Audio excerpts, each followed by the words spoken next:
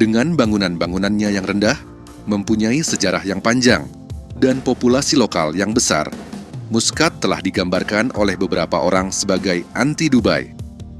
Namun, kini, saat Oman melihat masa depan ekonomi tanpa minyak, negara ini berusaha memodernisasi ibu kotanya dengan menggelontorkan miliaran dolar ke berbagai proyek di seluruh negeri. Salah satunya adalah Sultan Haitham City, sebuah model baru untuk pembangunan di Timur Tengah yang melawan archetype Dubai. Sementara negara-negara lain di kawasan ini berjuang untuk mewujudkan visi ambisius mereka, Sultan Haitham City dimaksudkan untuk menawarkan model kota Timur Tengah yang lebih praktis. Bangunannya kebanyakan memiliki 6 lantai atau kurang, dengan ribuan rumah untuk penduduk lokal, di samping rumah untuk ekspatriat dan turis. Namun, beberapa ahli khawatir ambisi negara ini mungkin sudah melampaui proyek tersebut.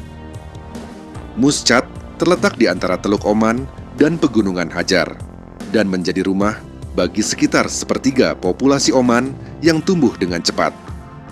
Populasi Oman saat ini sekitar 5,2 juta orang, tetapi pada tahun 2040, diperkirakan angka ini bisa meningkat 50% menjadi 7,7 juta. Untuk menampung mereka semua, negara ini berinvestasi dalam banyak proyek.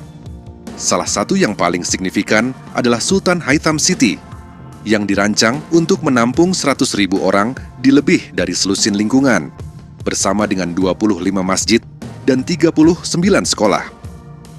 Namun, untuk proyek landmark di ibu kota Timur Tengah, skala dan anggarannya relatif kecil.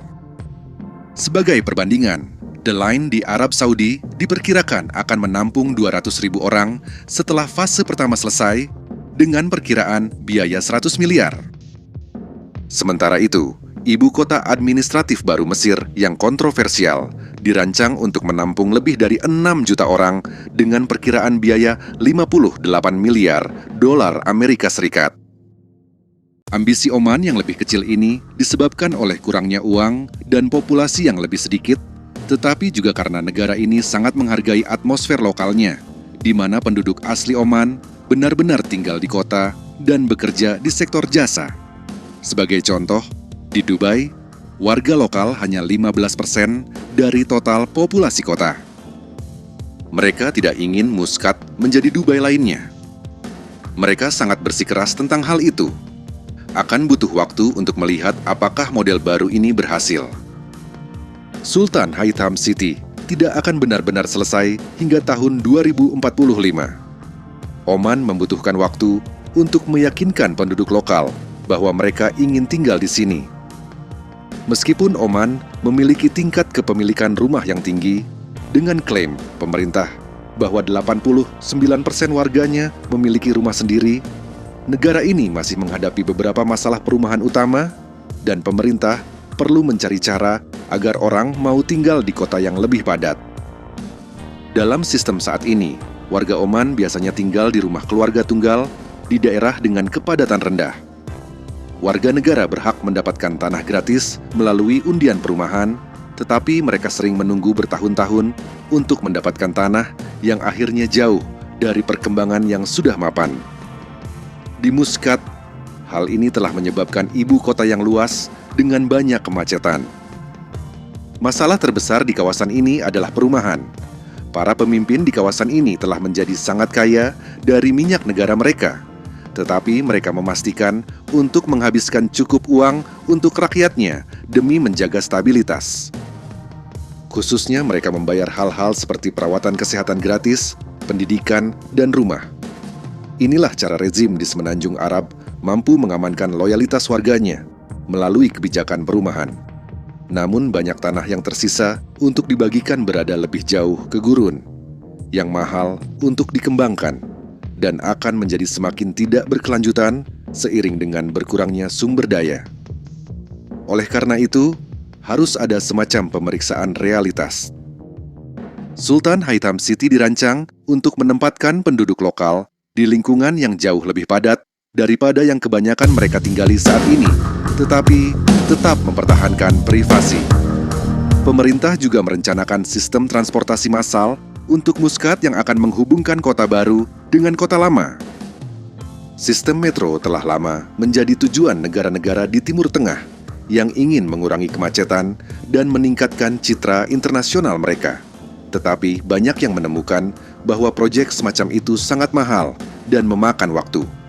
Namun, proyek ini bukan hanya tentang memperbaiki sistem perumahan untuk penduduk lokal.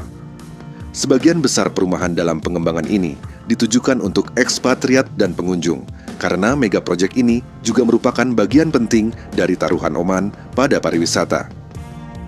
Oman saat ini tidak mendapatkan banyak turis seperti beberapa tetangganya, tetapi negara ini berharap dapat menarik pengunjung. Dengan latar belakangnya yang indah dan berbagai situs bersejarah, Muscat adalah salah satu kota tertua di Timur Tengah. Kota ini juga lebih aman dan lebih stabil secara politik dibandingkan beberapa tetangganya.